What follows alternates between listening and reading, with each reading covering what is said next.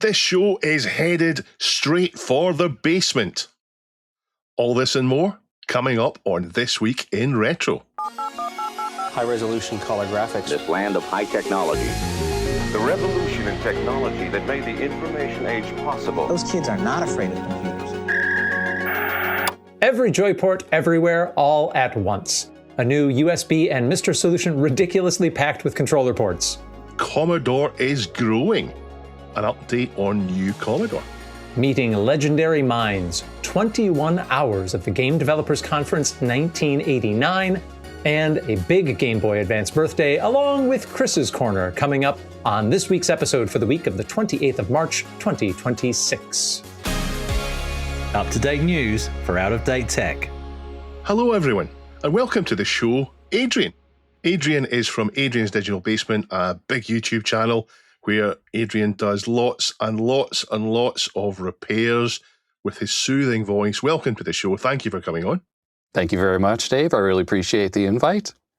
Yeah, and Adrian was telling us that this is his first not live to tape podcast. So thank you very much for joining us for that. Absolutely. I've consumed many podcasts in the past, but just never been on one. Yeah, well, I hope you don't consume ours. And Chris is not with us. This is the first of 3 weeks that he is enjoying the company of his friends in real life, not his friends on the worldwide internet. But Adrian's been good enough to join us this week. We've got some more guests coming up to help fill the time, along with Chris's Corner, which I'm looking forward to presenting to keep his dedication to transportation stories alive. And if anybody wants to mention it, my name's Jason. Yeah. Oh, yeah, Jason. Thanks. Here's Jason. And I'm Dave. Adrian's one of my favorite YouTube channels, one of everybody's favorite YouTube channels. He's so relaxing to watch. He's so knowledgeable and humble as well. You're fantastic. Thank you for coming on. Oh, you're welcome. And I really do only play someone who knows what they're talking about on YouTube. I don't actually know. I really do learn as I go. So it's, I think I make the videos just to try to help other people out in the world fix their old broken computers, because honestly, that's what half this stuff is these days. Shall we get into it? Let's do it. Back in the bad old days of Wintel dominance, when it seemed like Microsoft and Intel might own everything forever, they were not above doing us a decent turn every now and then. And one of these was the PC System Design Guide standard, which usually just abbreviated as PC 97 through PC 2001. This was an effort by the industry to try and succeed to do a little self-policing by introducing the use of some colored plastic to solve a lot of headaches. Before these design guides became common, you would frequently be faced with a bunch of identical-looking black PS2 ports and 3.5 millimeter jacks and so forth, and really not know what to do with them unless maybe you found like a little embossed icon or some stamped sheet metal nearby, and maybe that sticker had been torn or soiled, or the embossed bits filled in with gunk. It was a mess. And a handy guide to keeping all those ports straight was long overdue, so you'd learn that keyboards went in the purple jack, and mice went in green, and the pink audio jack was for mic level input, and light blue was for line level, and on and on and on. And this came about around the time when we just were starting to get widespread use of USB, but all of these different controller port standards persisted for a good while after. Oh boy, did they persist. They'd been exploding for years before USB, and they continued to expand. Controller ports, various sizes and shapes and numbers of pins, all shapes and sizes. Now, of course, Microsoft and almost everybody else in tech was also contributing to the expansion of all these weird sizes and shapes and controllers well into the 21st century, which is where the submission by Dragon UK comes in. It is the multi-controller adapter. It is a board designed to connect retro controllers to the Mister, to Raspberry Pi, and general USB hosts. So for my colleagues on this, for those of you on video, look at this. Look at this. Are you looking? It's a monster. It's a monster. It is a blue PCB for people on the audio feed. It's a blue PCB with, imagine lots of ports on it, then imagine more, and then try and imagine more than you can imagine, and that's what you've got. Yeah, it's like going on AliExpress, looking at controller ports, select all, order, and then put them on a PCB. 9-pin Atari style, 8-pin mini DIN, original Nintendo, PlayStation, Nintendo 64. So how did this happen? How did we, as a technology ecosystem, allow any of this to happen, let alone all of it? It's because we never had a good joystick standard. I mean, the original Atari one had a 9-pin port, which was okay. I think Ataris could do 2 buttons, but they didn't. and then they had paddles on that as well, which is a potentiometer, and they could do 3 buttons electronically, but they didn't. And then if you did multiplexing, you could get more. But that's why you ended up with Nintendo saying, no, we'll have our own. And Sega saying, no, we'll do it differently. And Neo Geo saying, we want 15, not 9. And then you ended up with this. Yeah, Adrian, you being the solderman among us, how did we get here? And do you have any favorites and least favorite ports to hack on? Yeah, I mean, the reality is, like you said, like Dave was just saying, the Atari was really just up, down, left, right buttons, and you could do some multiplexing. But Nintendo was like, I'm going to make something different. And the way that they did it was they used shift registers, so to shift all the buttons in. And if people might not have realized, the SNES and the NES controller has a physical different port, which are both on this device. It's the same exact signaling. You could actually plug a Super NES controller into an NES or vice versa if you just change the connector. So I think most of the controllers after that point used extremely similar signaling, but due to vendor lock-in, they wanted to change the port because reasons. But because you get to sell all the controllers. Yeah, that is. Yeah, exactly. You don't want to reuse your old controller. Like, how dare you? Except for Sony. Sony did allow you to use old PlayStation controllers going forward until they moved to wireless, I think, didn't they?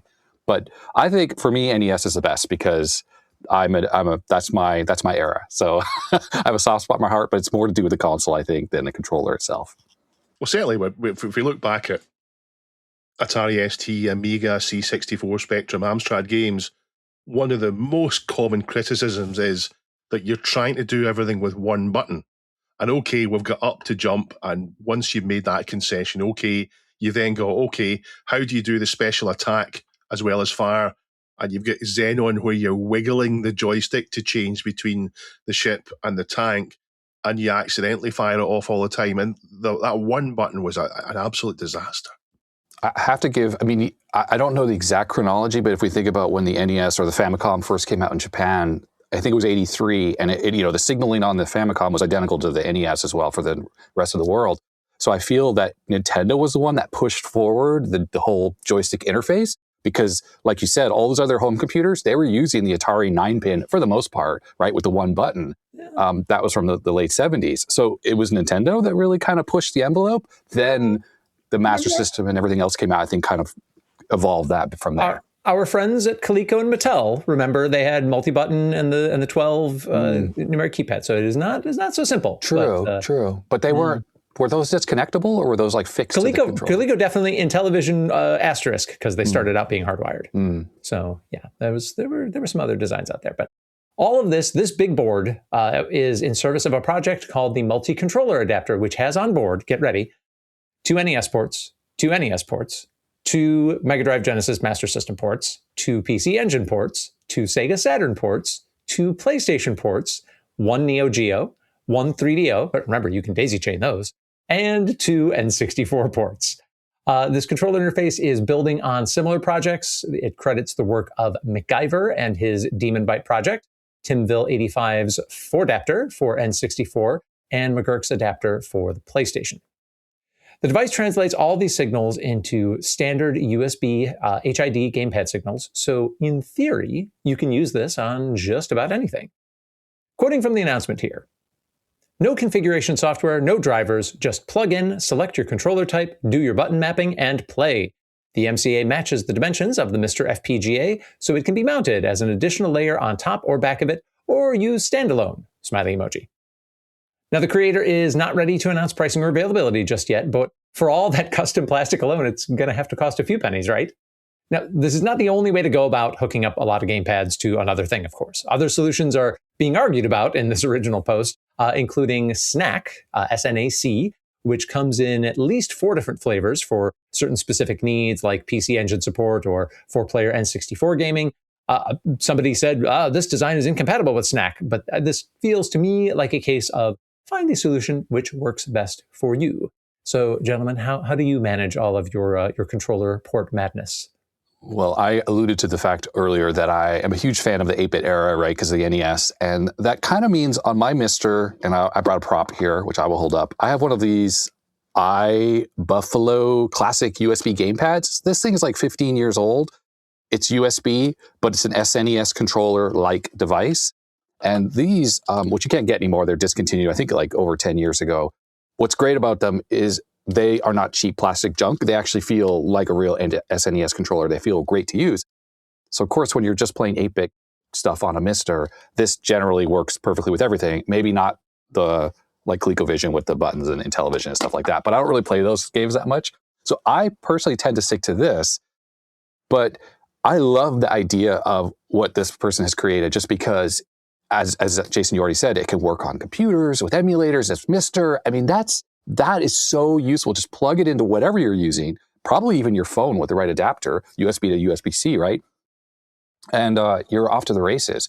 So I think like the functionality there to allow people to really experience those games, because let's be honest, playing an NES game with an SNES controller is fine, but if you're trying to play something like N64 or PlayStation, you do need to have the real controller to have it really work well. So I absolutely applaud this type of ingenuity, and I'm hoping that it's reasonably priced and is widely available, because I think this will go a long way to allowing people to really experience those old games again using their whatever emulation platform of choice. So I love it.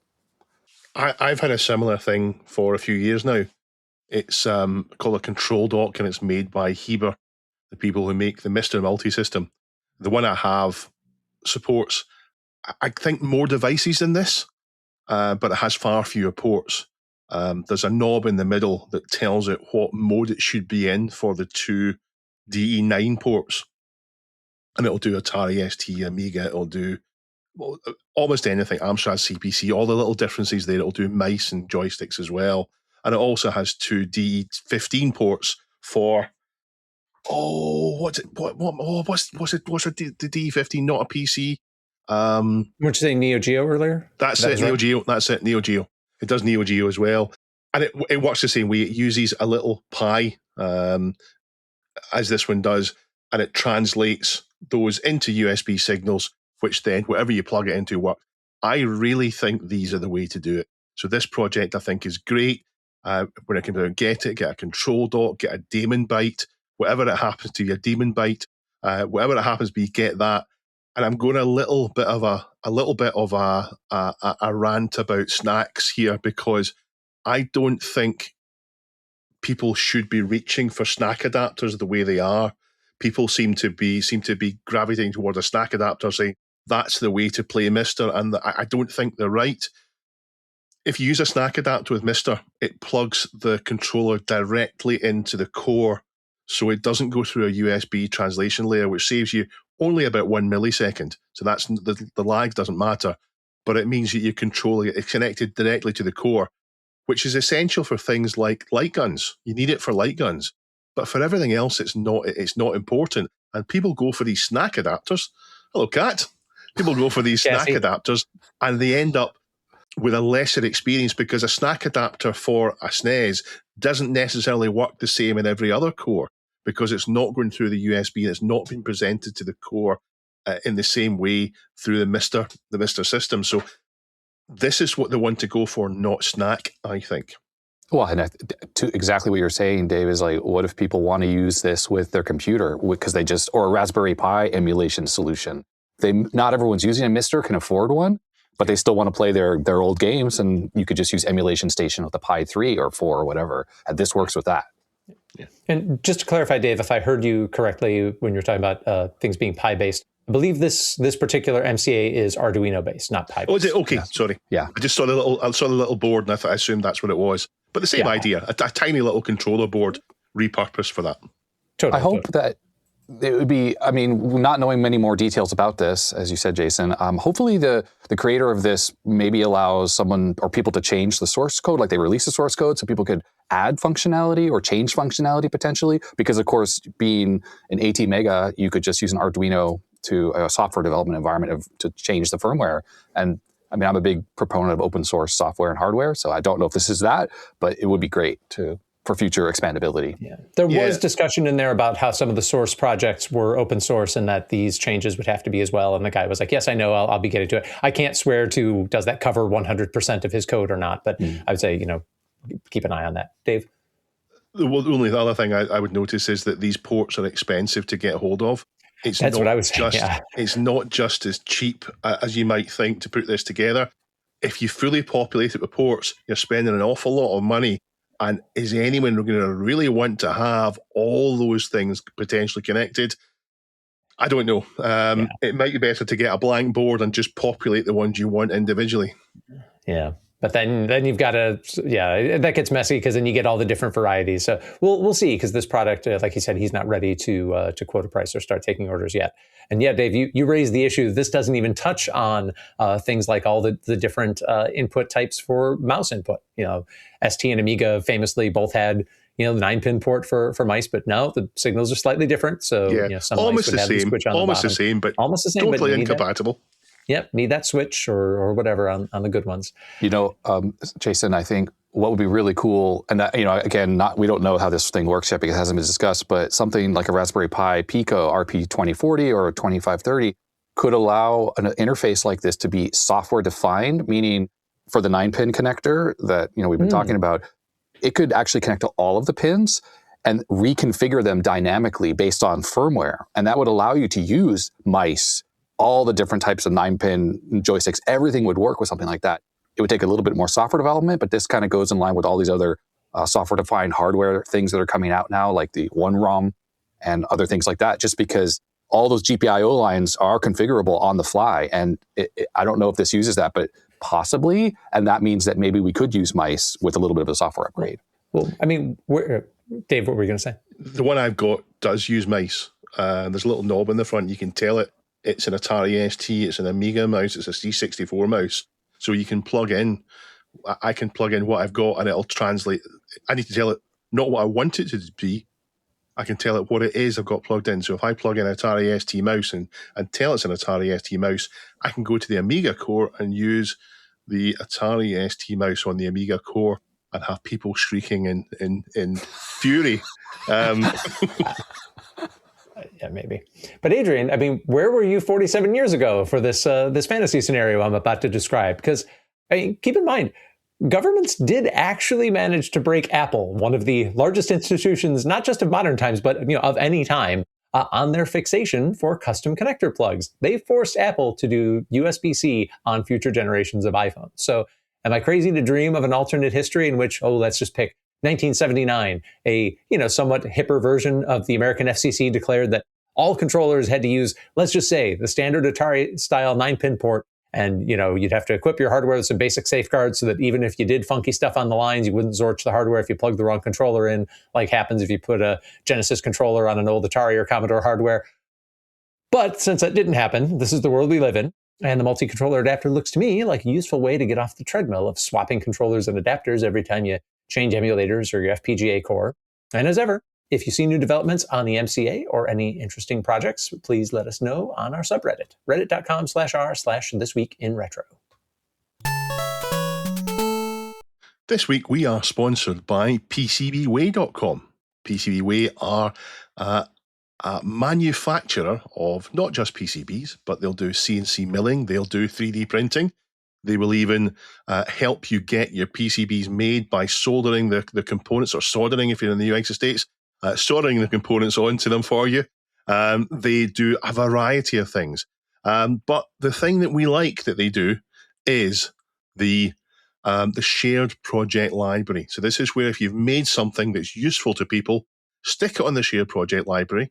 It means other people will be able to get hold of it, and they could even get PCBWay to make it, and they'll even give you a little bit of money for it as well. We like to have a look at these. And Jason, have you had a look this week? I have, and a few projects in the shared projects category of interest. One of the candidates for the shared project of the week we've talked about recently on the show. It's the Mr. Floppy, the SMD version. This is from Rob Smith Dev. This is an add-on board, connects to the Mister's user port, provides real physical floppy disk access on the Mister multi-system. Present, it notes only the mini-mig core is supported, but presumably folks are working on that. So you can order this design directly. You can collaborate on the design. That's part of the service in the shared project section. Also noting, if you've got maybe your own physical machine shop, you may be interested in this universal 3D printer tool head assembly, carbon and aluminum. And we say aluminum because this is one of those rare episodes when, in fact, the majority of speakers do use American English. This has happened, I think, only twice before in the show's history. We use aluminum modular design. universal 3D printer toolhead assembly, modular upgrade design for enhanced performance, rigidity, and compatibility across many FDM printers. And as well, there is, I'll be honest, this is one of those that I'm not entirely sure what it is, the Open Modbus OM64DO 64-channel Modbus RTU output module. It features low-side drivers, per-channel LEDs, wide input voltage, DIN rail support, and full configuration via Modbus holding registers. It's designed for automation, distributed I/O, and custom control applications. You know what those things mean to you if those things mean something to you, and a PCBWay shared project is ready to assist you. Thank you for sponsoring us, PCBWay. Now, if you'd like to be sponsored in an upcoming episode of This Week in Retro, drop us an email. twir@thisweekinretro.com. TWIR@thisweekinretro.com for details. It's been a while since we kept up with the Commodore, and as chance has it, there's been some big news in that front. So I thought we'd have a quick catch-up now the dust has settled on the initial wave of C64 Ultimates and how we're feeling about it all. So first of all, the news. They've been recruiting, and in the door is Larry Herb, known online as Major Nelson. He was laid off by Unity in January, and prior to that, and probably what he's most famous for, is his tenure at Microsoft and Xbox as Director of Programming from 2005 till 2023. Now, what he brought to Xbox was excellent community and brand management. He's widely credited with having a huge positive effect on the Xbox brand, so bringing him into Commodore seems to be a huge win. He's also a rather famous podcaster, starting over 20 years ago with Major Nelson Radio, one of the first corporate podcasts. And according to the linked IGN article submitted to the subreddit by OKYam894, he's got this to say: I've always believed the best thing a company can do is partner with its community. And with a passionate fan base carrying the torch for 31 years, Commodore's situation is truly unique when it comes to community engagement. The community didn't wait around. Instead, they built something remarkable. Players, hardware hobbyists, developers, content creators, and publishers are all a part of the Commodore community. And now we get to build what's next together. I think that's a huge win because I don't know. I had Xboxes back in the day. I still have my 360 and I had an old original Xbox, but I didn't really know much about anyone else involved in that project except for Major Nelson. If I ever heard news and it was good about Xbox, it was always related to Major Nelson. So I think that really worked well for Microsoft. And this seems like a huge win for Commodore because this is bringing some big brand recognition outside of the retro computer sphere, which is, where we all know the Commodore from. So I think this is absolutely excellent news for them. So yeah, I looked at the article. They're calling him Community Development Advisor. There's a wide category of people out there that over the past 31 plus years have kind of rotated through different projects as advisors to Commodore follow-up institutions. And this is not uncommon in the startup or community funded world.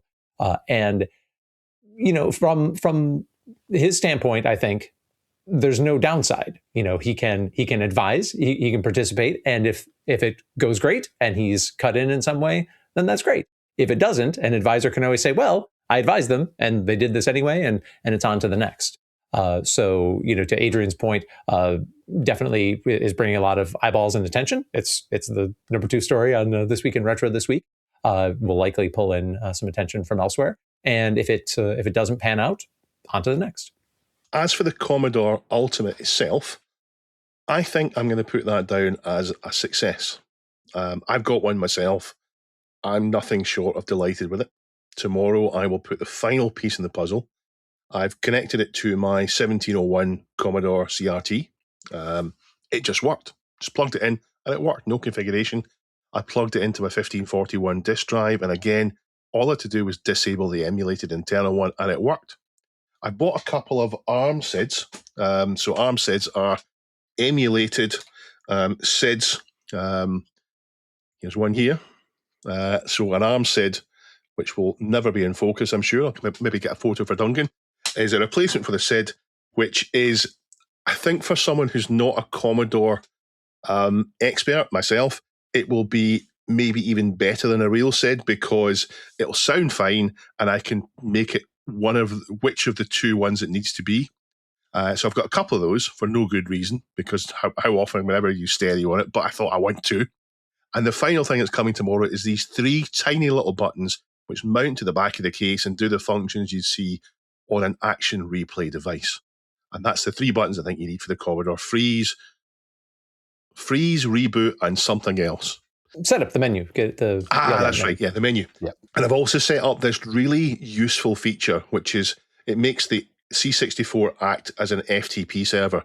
So I go into that and then I can access the full SD card of the Commodore 64 on my PC using just an FTP client. So I can push files across that way.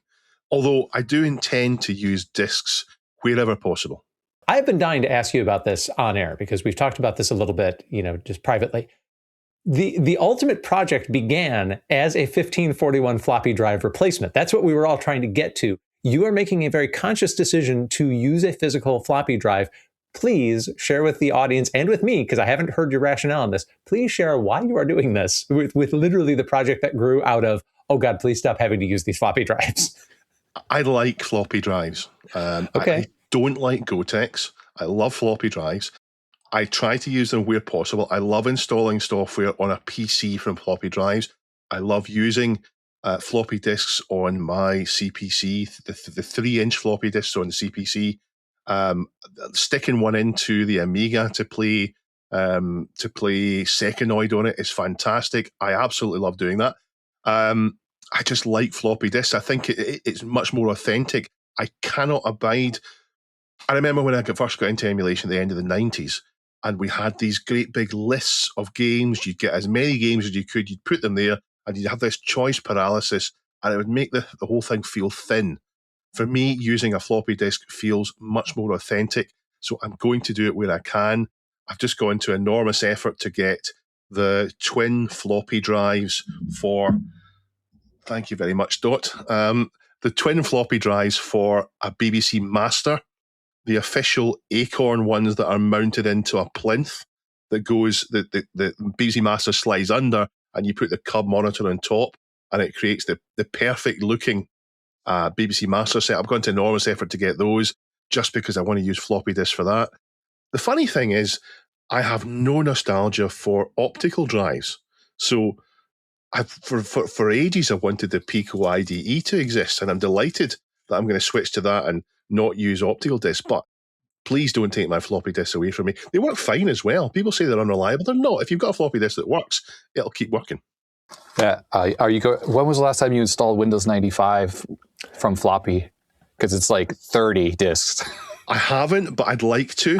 The problem with that is if one disk is bad, these days I can replace that one disk. I can burn it on a grease weasel or just on my PC there and then. But yeah, I absolutely love using real floppy disks on it. But that is, I'm delighted with the Commodore 64 Ultimate. I couldn't ask any more from it. But that is, as far as I'm concerned, currently where my relationship ends between me and new Commodore. I don't know what else I want from them. I've got the product, it works fine, and hopefully I have it forever. And I don't see why I would go back to them to give them more money. They've been quite tight-lipped about what's coming next for hardware, but there is some software coming. Announced last year is Xenon 3 Hyperblast and New Zealand story sequel, but actually not from this Commodore. They're coming from a different Commodore, the Italian Commodore, or one of the 2 Italian Commodores.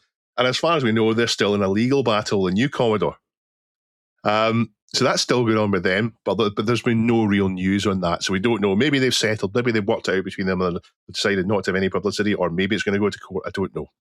Larry has said they're going to work on getting USB and network printers working on the C64U, and more on the CommoServe, which is an internet-based thing built into the C64U to get access to thousands of homebrew games. That already works, and I'm not that impressed with the idea of getting a printer working on it. It's a nice thing to add to it, but it isn't groundbreaking. So I don't know what's coming next. There's been no firmware update since 3.14, which was November last year, which is, I think, the version they all ship with, which I guess shows that they shipped a stable version. There's been a few minor quality issues. The big one was, or the bigger of them was the flex on the Starlight keyboard PCB. So the keyboard is based on a PCB and it flexes a little bit. You can 3D print something which will a brace for it, which will stop it flexing. And I understand that Commodore have decided to strengthen that PCB. I think it's because it was translucent to let the light shine through. That's why it wasn't as strong. But that was a minor thing. And I think I can forgive them with the quality issues because clearly they decided to push to get these out to people before Christmas. If you look at the Spectrum Next, which happened around the same time, they've slipped and it looks like it'll be June when it's delivered. The original target was December 2025, and they've clearly missed that by probably 6 months now. So the current target is production in May, which means I think June is the earliest we'll see them. But I don't want to criticize them. These things are hard.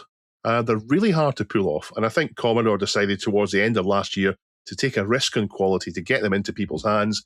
And probably they got that decision right. And they have, of course, hinted that the Amiga is in their sights. But as of yet, unless it's not been announced, and they're just keeping it quiet, there's been nothing solid there. And I wonder if the legal stuff they've got going on with the other Commodores is making them hesitate, because if you look at the history of Amigas since the 90s, it's nothing but legal stuff. Jason, how are you getting on with your Commodore? Yeah, my Ultimate I verified that it was working, and I said, great, I have to move on to some other things. But I admire that you're getting yours completely souped up and ready to go. I'll just say editorially that I'm pretty happy with the SID emulation in mind. So although I do have in one of my older Ultimate boards, I do have a real SID. I have not been motivated to do the minor, what I think it does amount to a minor upgrade to put ARM SID in there. But appreciate that you've done it. Any opportunity at all. If there's a socket on something, I want to put something in. If it's a possible upgrade, I have to do it. Yeah. You're the guy that they put those disclaimers on jumpers, like, don't move this jumper, even if it looks like it's going to do cool stuff. Why? Well, I need to know what it does. Yeah. I think, so a couple things to go back to what you were saying about the relative lack of firmware updates. Like, remember, as we've discussed, this is a pretty mature product as far as the FPGA core, the motherboard. They mostly did literal cosmetic changes in shifting the menus around and stuff like that, which has been one of the great advantages of the Ultimate. And so do they follow that path for whatever Generation 2 product is, or are they working on something else? That's something we'll find out. A community advisor's job may well be to help people feel happy and contented and engage with the ecosystem, even if they're not getting nice new stuff. That was kind of the lesson of the Petro Toshenko years in the Amiga scene.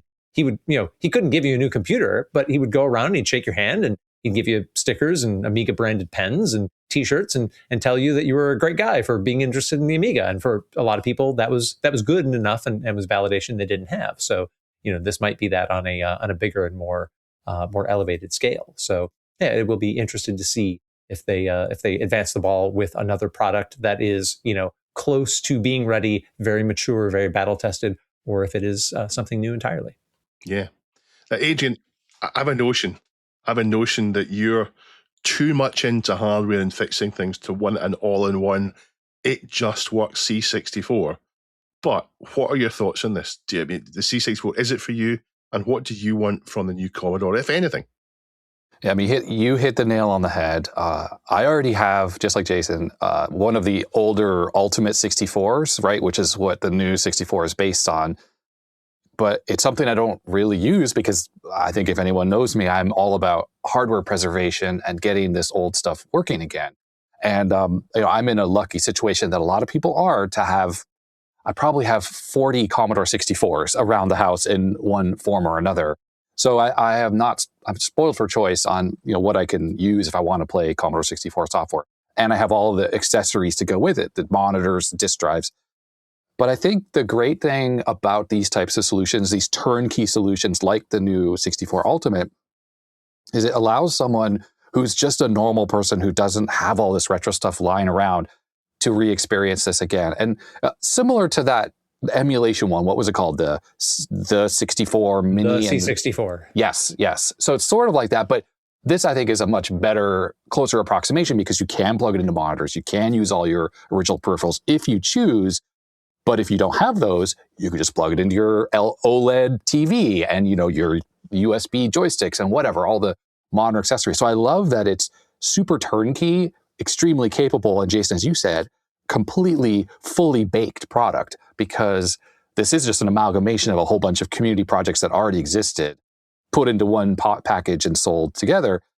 And I think that brings with it actually a cost advantage as well, because I'm pretty sure like the regular bread bin looking not clear Starlight version is way cheaper than if you had bought all those parts separately, right? So that's a win. And I'm really excited about that. But the future, like Jason, as you were saying, I don't know like if Amiga is where they're going, which I hope they do, because that's awesome, like an Amiga 500 replacement, maybe a 1200, one that could do both.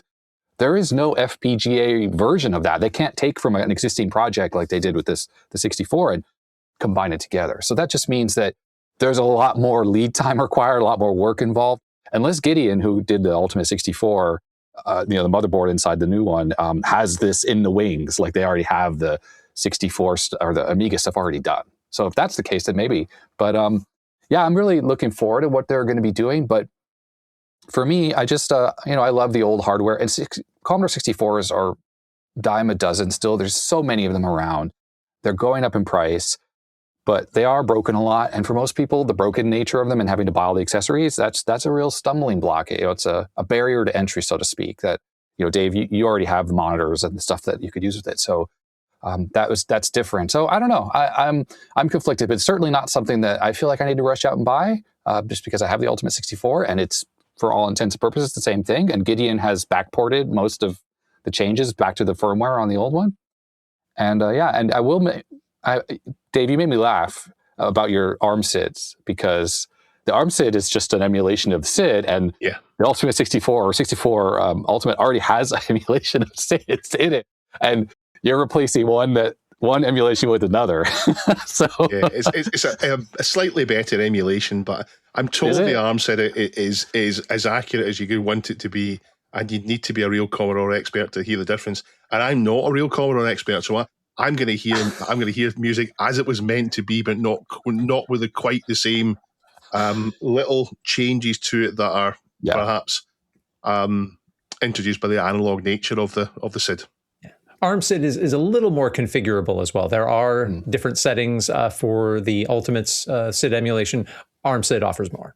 I will point out along those lines, I'm a huge proponent of open source hardware and software, as I mentioned earlier, and the SID Kick, which is a Raspberry Pi Pico software-defined SID replacement, is what I am really a proponent of now, because it's fully open source and you could just one-click order it from PCBWay, I'm pretty sure, and you get a little board that it's cheaper and it's fully configurable, and you can even load software into the SID.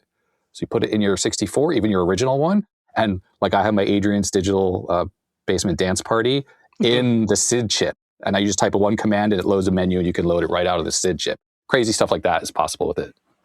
Yeah. So there we have it. Commodore remain an enigma to me. They have a lot of people working on what, at least so far, seems to be putting 3 existing projects, so the case, the keyboard, and the C64 Ultimate, into one very well priced package. I mean, it's a great package for what you get. As Adrian said, it's much cheaper than buying them separately. But they must have bigger plans. They wouldn't just have all this structure in place for just this, but they aren't yet willing to come out and tell us what these bigger plans are yet. So we'll just have to wait and see what they are.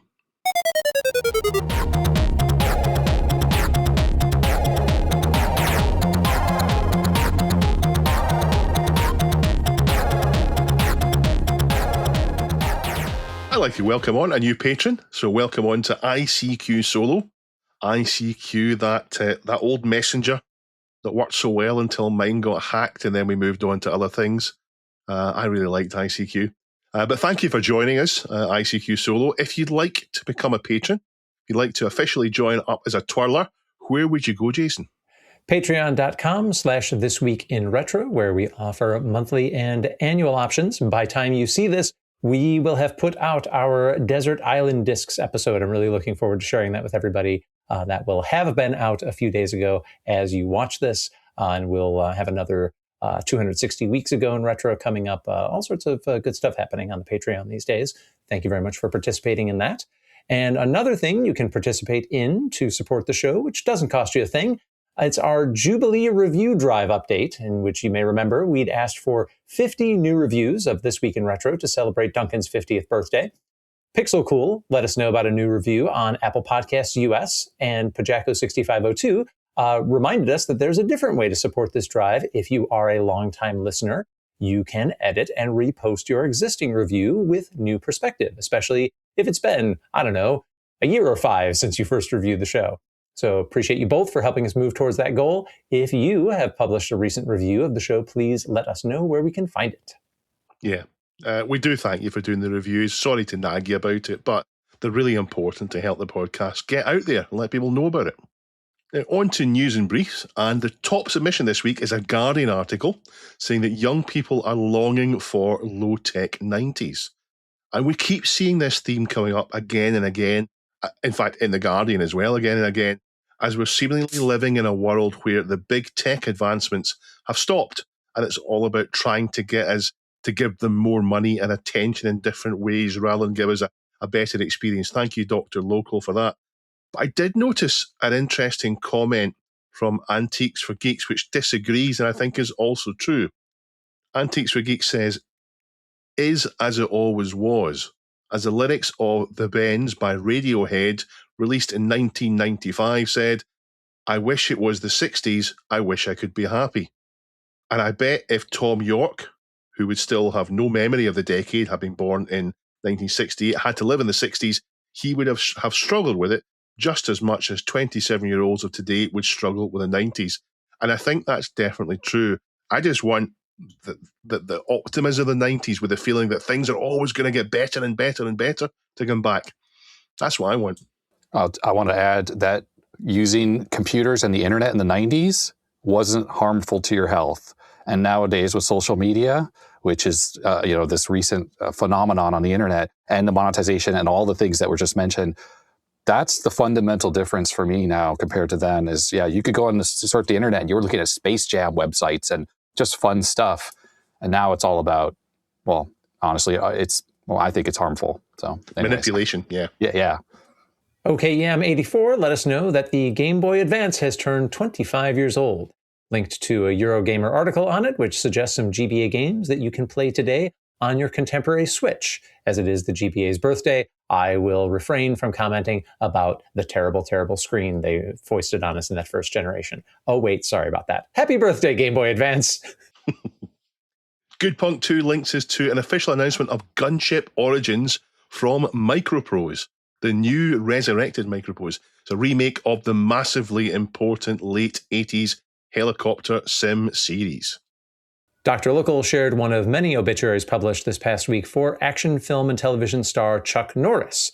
Although the particular article from The Guardian didn't specifically mention Norris's retro gaming credentials, the story did open up with the on-screen connection between Norris and fellow martial arts legend Bruce Lee.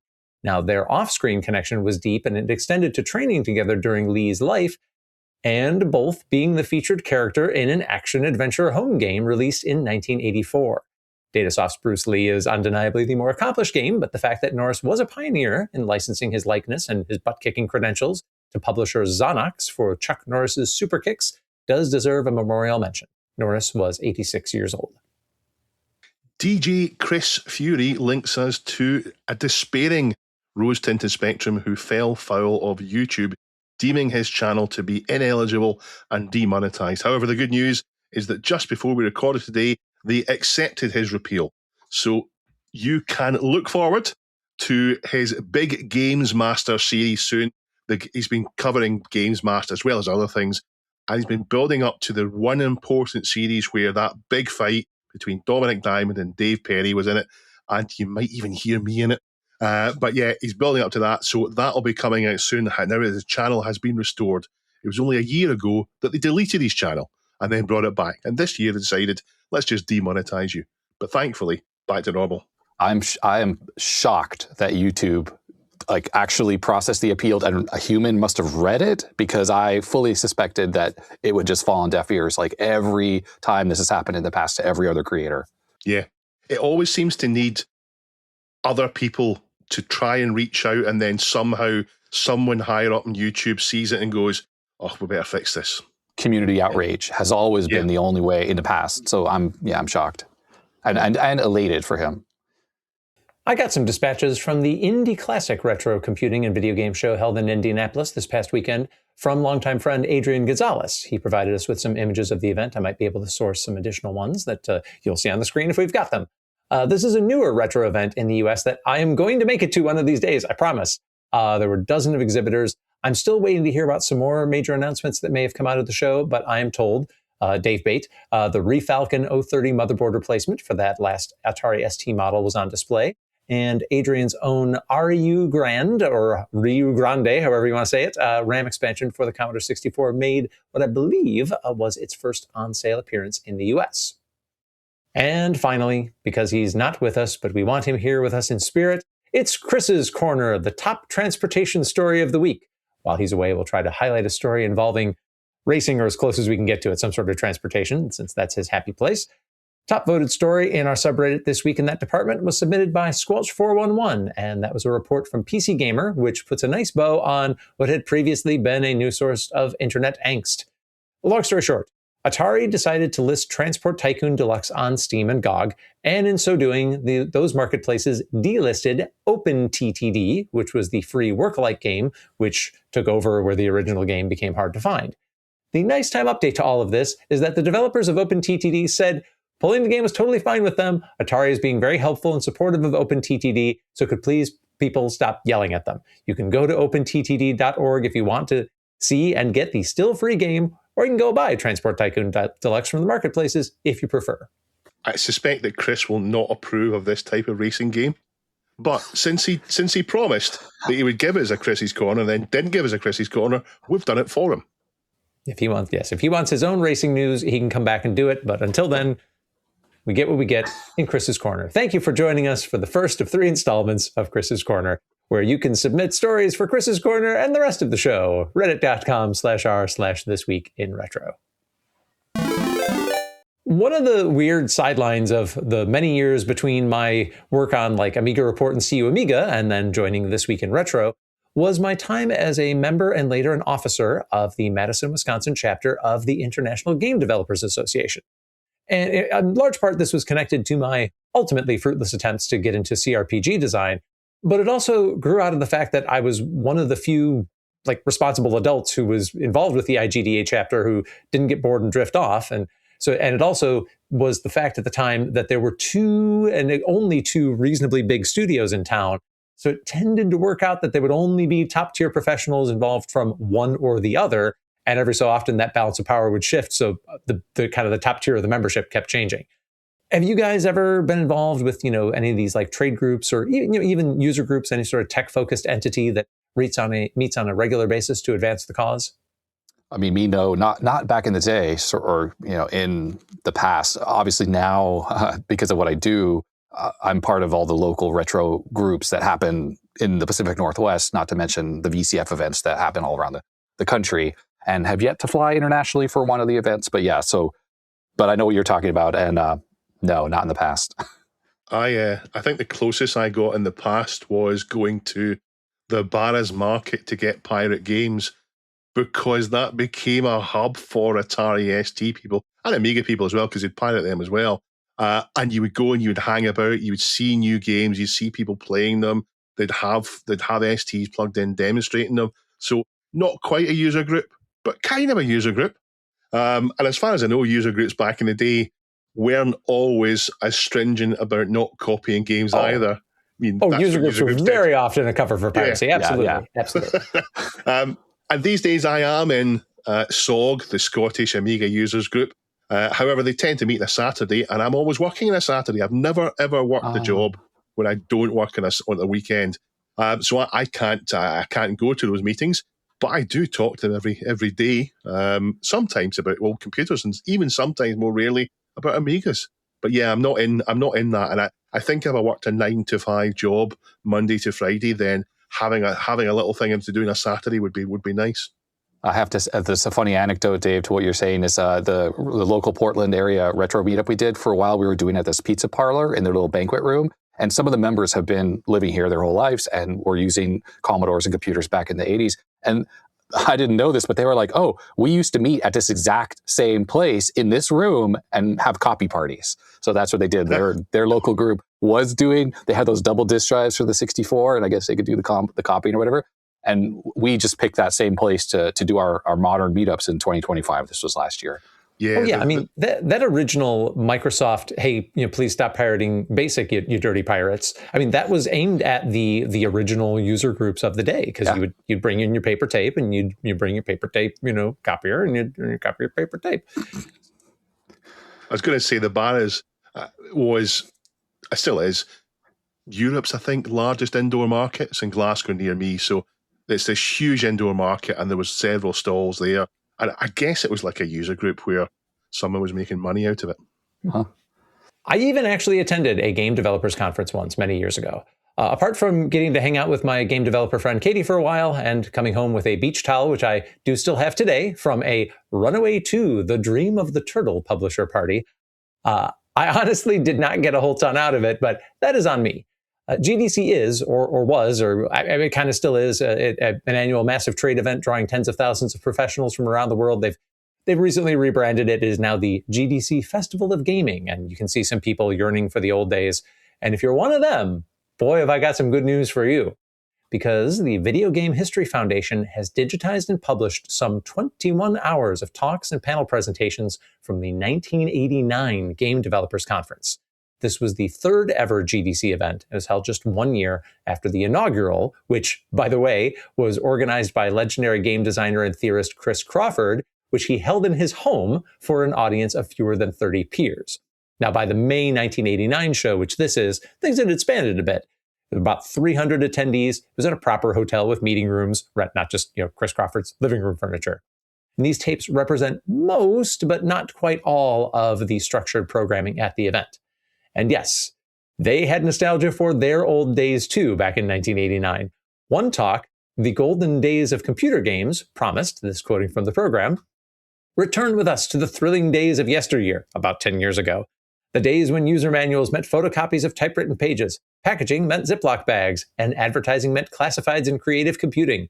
The days where you could write your game in 3 months of spare time for computers with a whopping 128 bytes of RAM. Now, they're obviously talking about Ultima, but I just have to mention it there. But it's funny how the nostalgia window has widened.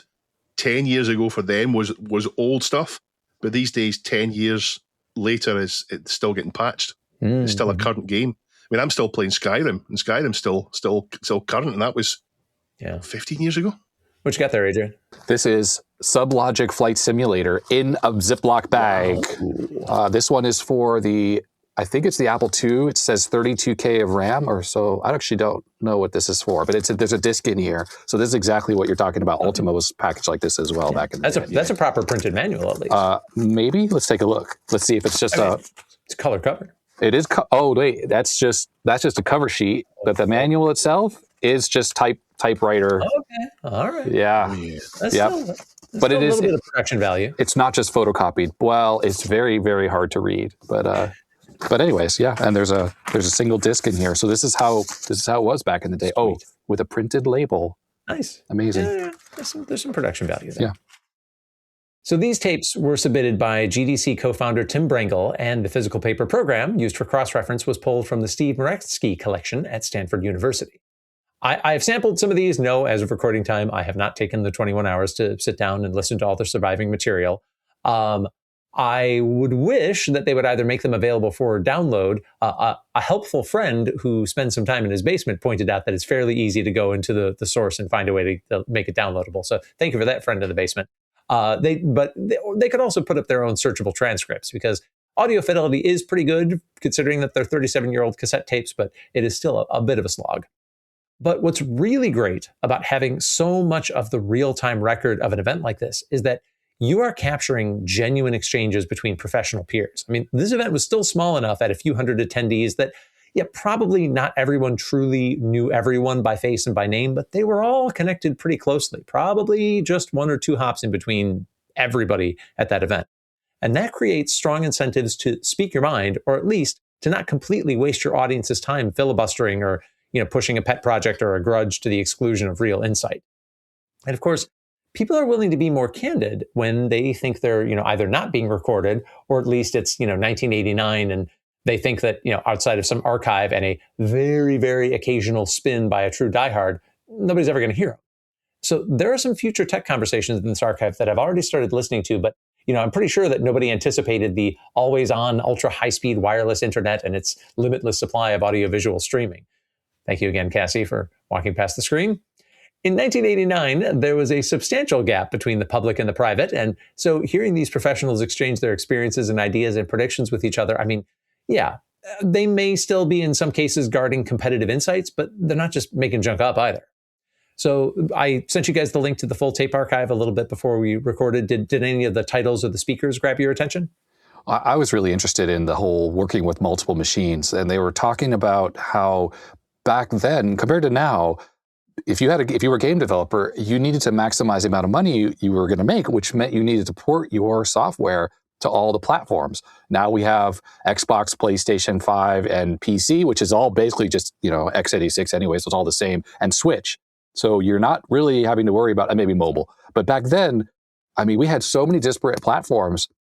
And I know Dave, because Amstrad CPC, how many lazy ports did you get of like Spectrum games, for instance, right? And that was something that these folks were talking about, because it took a lot of effort to port to these disparate platforms that in many cases were so different from each other. So it was really interesting kind of hear them talk through Apple IIgs, Macintosh, like all these obscure platforms, but they had to think about it in order to potentially make any money. So yeah, it was pretty cool. I liked hearing that. Yeah, and it wasn't just, well, there are engines that abstract all of that away and you just, check the box and output Compile it. Like, 3 versions. Real work, yeah. Yeah. Even when you're sharing a CPU, there's always going to be something different. Memory map, custom chips, graphics support, all that was going to be different. I just was curious, Dave, what your thoughts about the lazy ports were, which was not, we called them lazy, I think, when we were computer users, but the reality was it was hard for these developers to make these viable ports. But what was your experience when you were a kid? The lazy ports, I wasn't so much aware of back then. I just knew them as sometimes the game was rubbish, because the problem when porting from the Spectrum to the Amstrad is the Spectrum used color attributes, which meant that the screen memory was really efficient and it could move things fast. And although the Amstrad CPC processor was very slightly faster, it didn't use color attributes, so it meant the screen was slower. So you would get a Spectrum game ported to the Amstrad and it would run worse on the Amstrad than it did on the Spectrum, even though it's a more powerful machine. I didn't know that.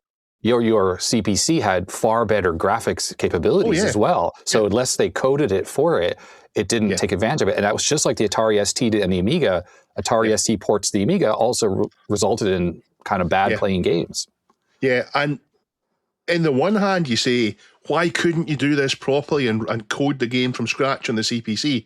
And then I realized, hang on, if that was the only option, if they had to code it from scratch on the CPC, we maybe wouldn't have got the game in the first place. Especially when it comes to budget games like $1.99 and $2.99 budget games, the tapes we used to get in the chemists, because that's where you get games, chemists in the UK. Especially those games there, they just wouldn't have been made for the CPC if they couldn't lazy port them. And the argument that the Amiga people sometimes go up with, I wish we didn't get lazy at Atari ST ports. The Amiga market was so small towards the end of the 90s that some of these games wouldn't have been ported to the Amiga unless it was easy to do so. But certainly game developers did tend to target the lowest common denominator. What's the easiest we can do this? Because, as Jason said, and you said, it's hard. It's hard to port these things. So it's maybe a little bit greedy of us to say, I don't want any lazy ports, because the reality is, without them, we may not have got it in the first place. Well, this thing that Jason just shared, like all of these recordings, really talks about that in great detail. So it's actually pretty fascinating to hear it right from the developers' own mouths about talking about the the trouble and the issues involved with trying to port to multiple machines. So there's a lot of awesome historical significance in these recordings. Yeah, I mean, GDC 1989, I mean, it's capturing a time when computer gaming was still years away from being truly mainstream and the assumed kind of pastime that it is today.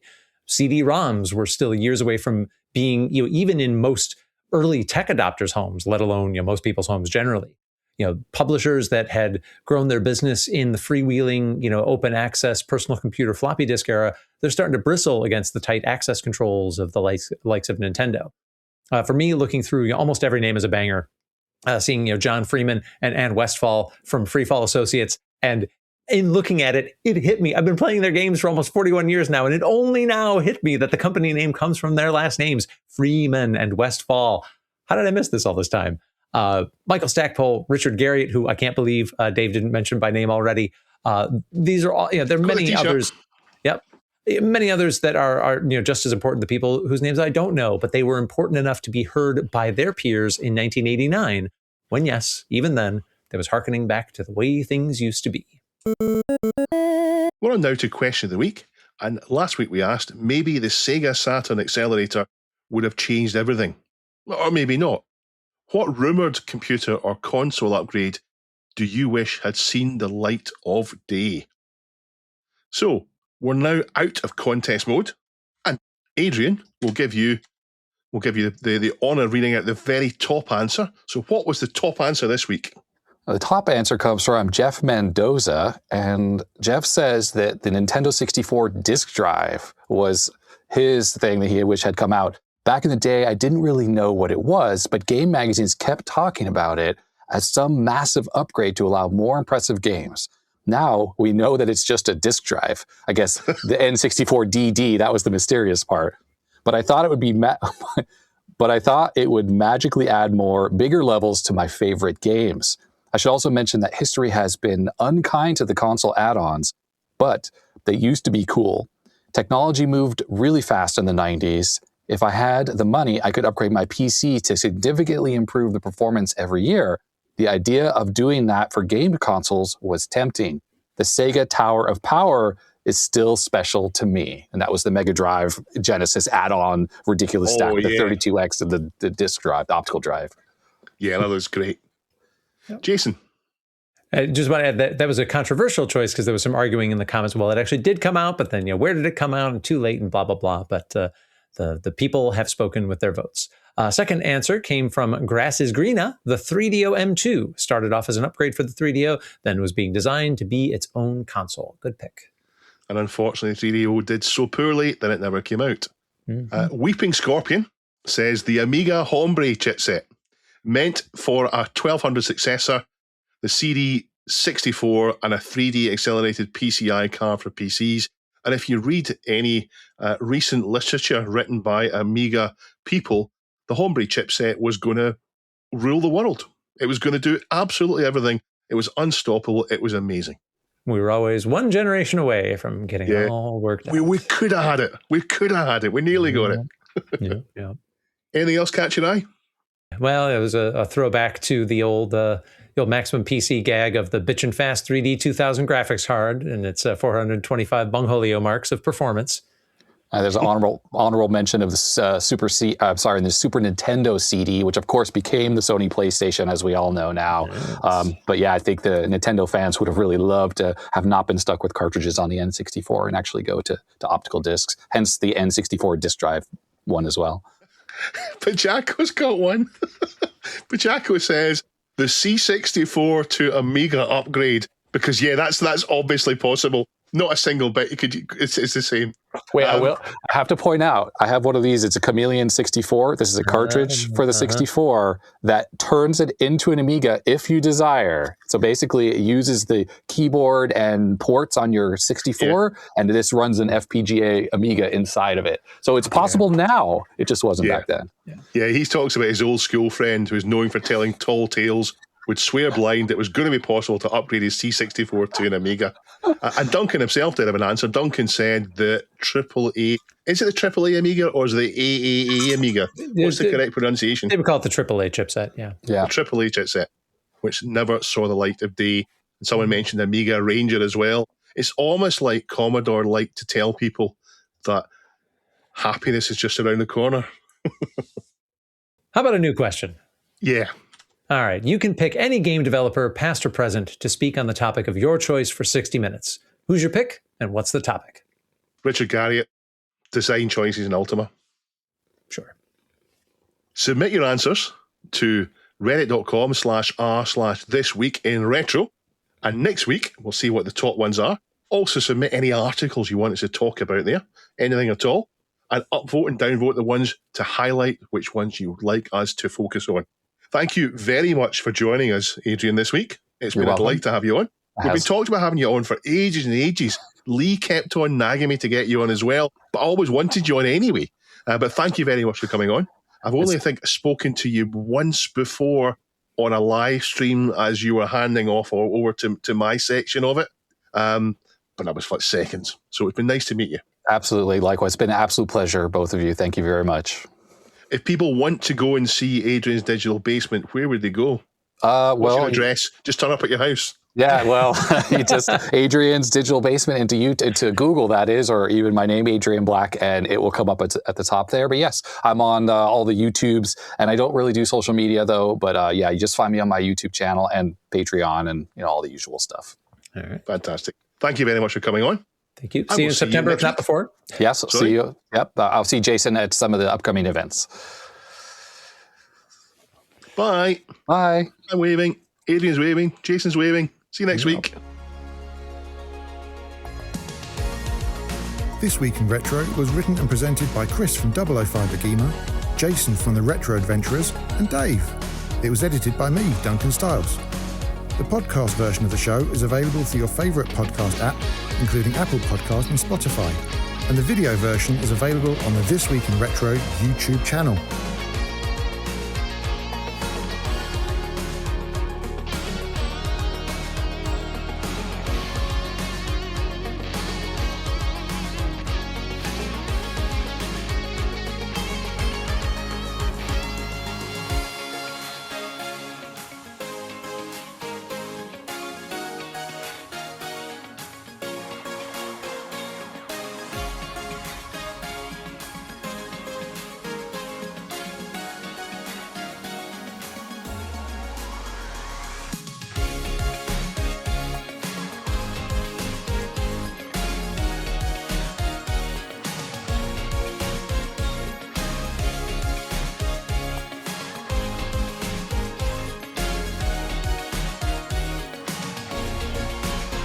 Join our community subreddit at r/thisweekinretro to suggest and vote on the stories we cover on the show. Please give us a like and subscribe to help us reach new viewers.